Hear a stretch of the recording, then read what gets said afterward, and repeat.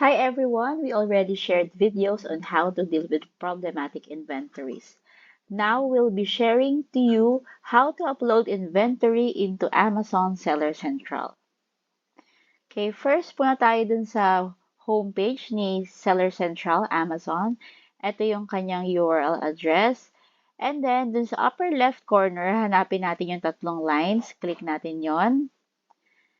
And then catalog and add products by upload. Yung add products by upload, ginagamit natin to kung madami kang i-upload in one go. Kasi syempre, i-feed mo lang siya dun sa inventory loader file na ipapakita ko mamaya. At pagkatapos mo siyang i-feed doon, attach mo lang yung file and then automatic mag-upload na siya. Pero mamaya ipapakita ko rin yung kung paano ba yung add products. Ito yung kung gusto mo pa isa-isa mo siyang ina-upload sa Seller Central. Okay, kung wala ka pang form, pwede kang mag-download ng form dito sa may download spreadsheet. And then, go to Get Listing Loader. So, once downloaded, ito yung itsura ng file. Okay? So, meron siyang mga sheets, yung file. So, may instructions, may definitions, ito mismo yung template, and then yung valid values. So, kung gusto mong magpaka-genius, pwede mo siyang basahin, intindihin lahat, and then lagyan ng entries ang bawat ang bawat heading. Pero syempre masyado siyang tedious, no? Masyadong matrabaho. Paano kung i-upload mo na ASIN or product listings I-50? So, 'di ba, masyadong madami 'yon.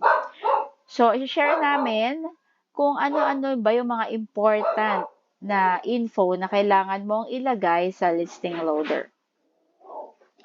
So, ito yung mga needed info on the inventory loader. So, kailangan mong ilagay yung SKU, or the stock keeping units. Ito yung code na ginagamit ng retailer to identify and track a product.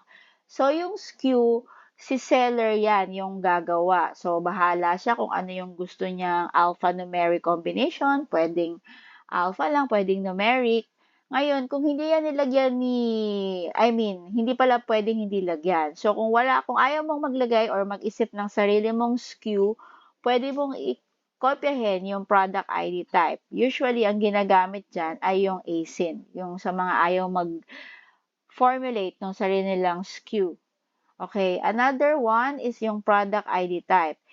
Ito yung mga identifiers ng isang product. So, ito yung common na tatlong ginagamit, yung ASIN or the Amazon Standard Identification Number. It's a unique 10-digit alphanumeric identifier that Amazon assigned to its products. Okay, so kumbaga si Amazon ang may gawa niyan para sa products nila. And then next, yung UPC or the Universal Product Code. So, ito ay represented by strips of bars and spaces. So, mamaya may image akong ipapakita. At yung EAN or the European Article Number, it's a name given to the standard barcode on most products sold around the world. Okay, product ID. So, for example, kung ASIN yung pinili mo dun sa product ID type, sige, pakita ko. Ito kasi. So, ayan na. Bali, naka-drop down kasi siya. Mamimili ka dyan kung ASIN, UPC, or EAN.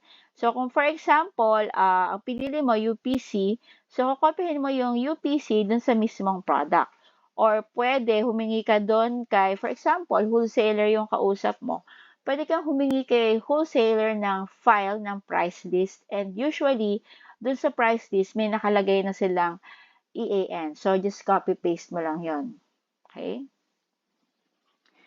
And then, yung price, yung selling price mo ng item na yon, kailangan mong ilagay. Item condition, pwedeng new, pwedeng used, pero usually new. New yung nilalagay natin. Quantity can be set to 0. Kasi syempre, yung exact quantity na ilalagay mo, magre-reflect naman yun dun sa shipping plan na gagawin mo or gagawin ni Prep Center kung nag-a-acquire ka ng prep services, which will be discussed on a separate video kasi medyo mahaba siya. Okay? So, meron din yung batteries required. So, false kung hindi gumagamit ng batteries. Pero kung halimbawa, electronics yan or gadgets or yung laruan na mga interactive, kailangan mo i-declare kung may battery. So, true yung ilalagay mo or yung pipiliin mo. And then last is the supplier declared DG, dangerous goods, HC, hazmat regulation 1. So, pwedeng unknown yung ilagay natin doon. Okay? So, here are the examples of the product identifiers na ginagamit ni Amazon. So, itong sa taas, ito yung ASIN. So, ayun, ASIN. So, pro tip, double-click nyo lang tong part na to and then matik, makakopy na yung ASIN. Pero kung gusto mo, pwede mo rin naman highlight, Control C para makopy. Pero kung gusto mo mapadali, just double-click this and then makakopy na yung ASIN. Tapos, ito yung UPC and then ito yung EAN. So, pag hindi mo masyadong titignan, parang pareho lang siya. So, yung naging pagkakaiba lang dyan, yung UPC, nasa dulo yung last number. Tapos, yung EAN, dito siya. Wala siya dun sa labas ng bars or ng mga strips. Okay? And then, so, for example, nakumpleto mo na yung, yung file mo, yung uploader inventory loader mo. So, click mo lang tong upload your spreadsheet. Pwede kang mag-browse files kung nakasave naman sa file mo. Or pwedeng gusto mo, kung naka-split window ka, drag and drop. Drag and drop mo lang kahit saan party dyan ng screen na yan. And then submit products. So, usually may lumilitaw na error. So, wag nyo na lang pansinin yon, click nyo pa rin yung save. Okay? So, mag-upload na siya. Okay, it's good to note na i-check natin yung spreadsheet upload status. Kasi kung mapapansin nyo, hindi lahat ng mga na-upload ay successful. So, may mga action required. So, ang ibig sabihin nito, nagpasa ka ng 15 listings, 14 lang yung na-approve or successfully uploaded.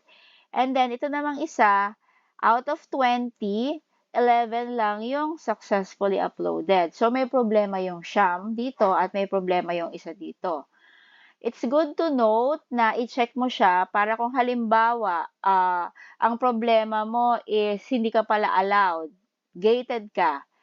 So, pwede mo na siyang gawa ng paraan. Kung makakapag-produce ka ng invoice containing 10 items or 10 units nung AC na yon, well and good. Ipapasa mo siya kay Amazon para ipa-approve.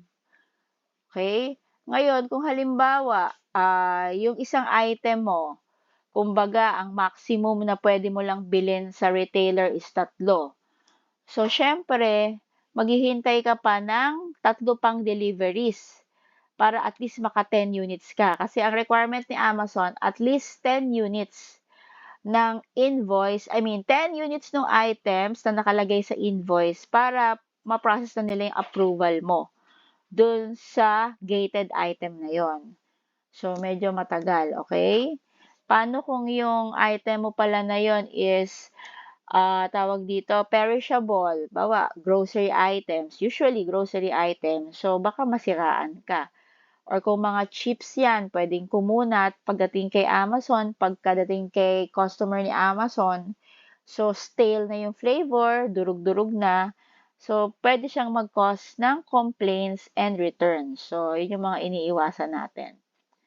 So, I would suggest to coordinate sa client mo kung risk taker ba si client, pwede siyang bumili, pwede kayong bumili ng mga items na kailangan pa ng approval ni Amazon. Okay? So, ito yung example ng isang unsuccessful inventory upload.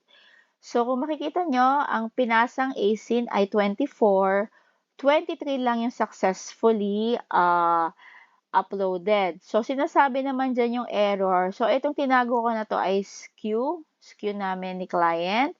And then, ito yung error. Pakibasa nyo na lang. To make the long story short, ang error namin ay ang code 5885. So, kung follower kayo ng channel namin, last week na-discuss namin kung paano ba i-address ang 5885 error. And Through experience, nakapagpa-approve na ako kay Amazon Seller Support by following yung sa tinuro ko na tutorial. So, na-approve na kami. Ito mismo. Ito. Yung pinasa namin and then na-approve kami. So, pwede na namin siyang i-list at ipadala kay Amazon para maging live na siya for selling dun sa potential customer na bibili ng item na yan. And then, so nabanggit ko kanya, di ba, there are two ways. Pwede kang mag-upload ng template or pwede yung mano-mano. So, doon sa mano-mano na pa isa-isa yung gusto mong i-add, punta ka ulit sa Amazon Seller Central homepage. And then, dun ulit, upper left, hanapin mo yung tatlong lines, catalog, and then add products. After clicking the add products button, mapupunta kayo sa page na ito.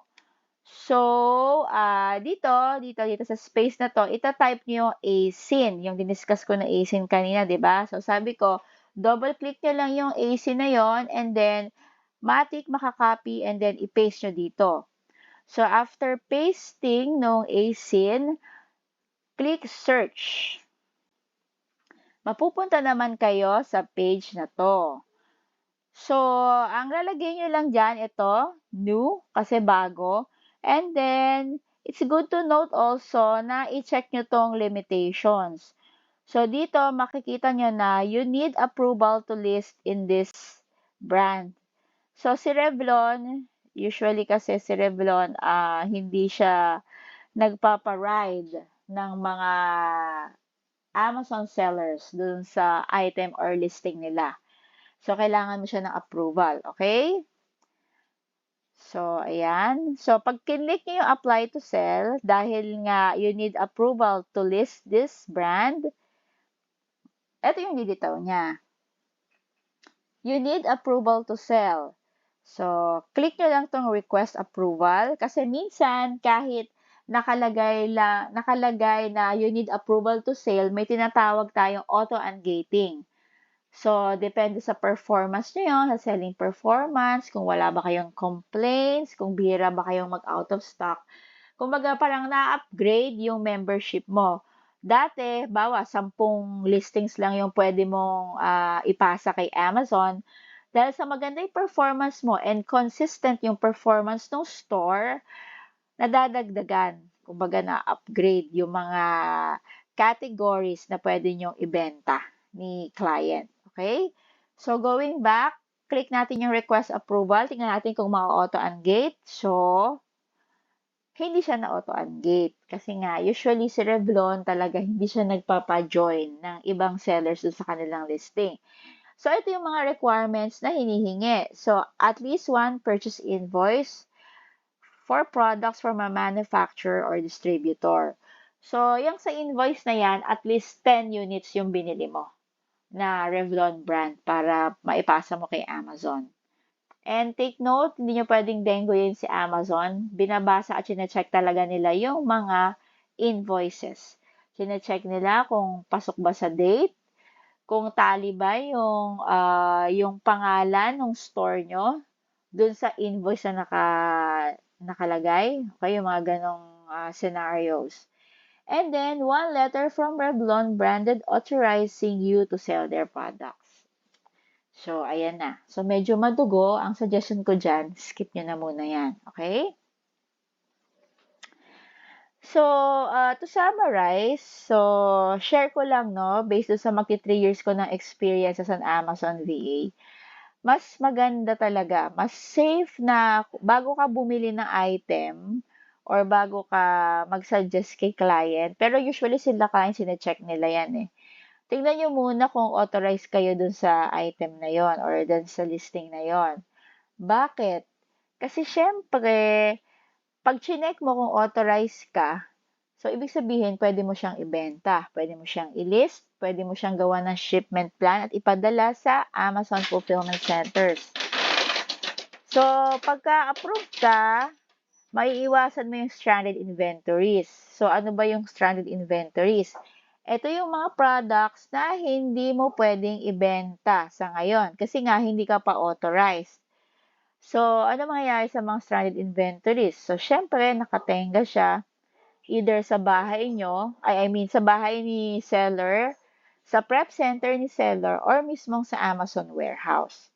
Kasi may mga instances na although hindi guaranteed ha, na pag chinek mo dun sa ada product, authorized ka, may mga pagkakataon na gaya namin, pag-check namin, authorized kami, na-add namin sa Seller Central yung listing. Pero pagdating sa fulfillment center, pag in-scan na yung mga barcodes and everything, bigla kaming gated. So, kung ganun yung kaso, inaapela na lang namin siya. Pinapasa namin yung mga kailangan documents ni Amazon para ma-approve kami. Okay? And then, ano pa? So, syempre, pag yung inventory mo or yung product mo, hindi mo siya maibenta, so, tulog yung puhunan mo, di ba? Eh, yung presyo sa galawan ng presyo sa Amazon, mabilis eh.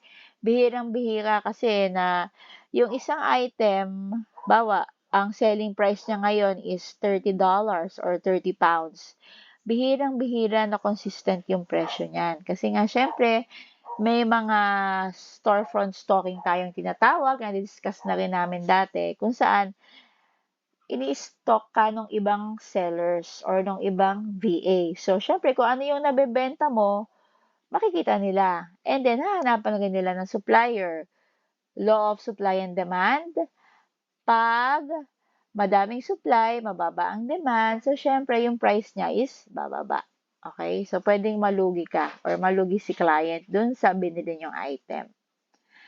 And paano pa kung perishables? For example, ang shelf life lang niya is 6 months and then hindi mo siya mapadala agad sa Amazon fulfillment.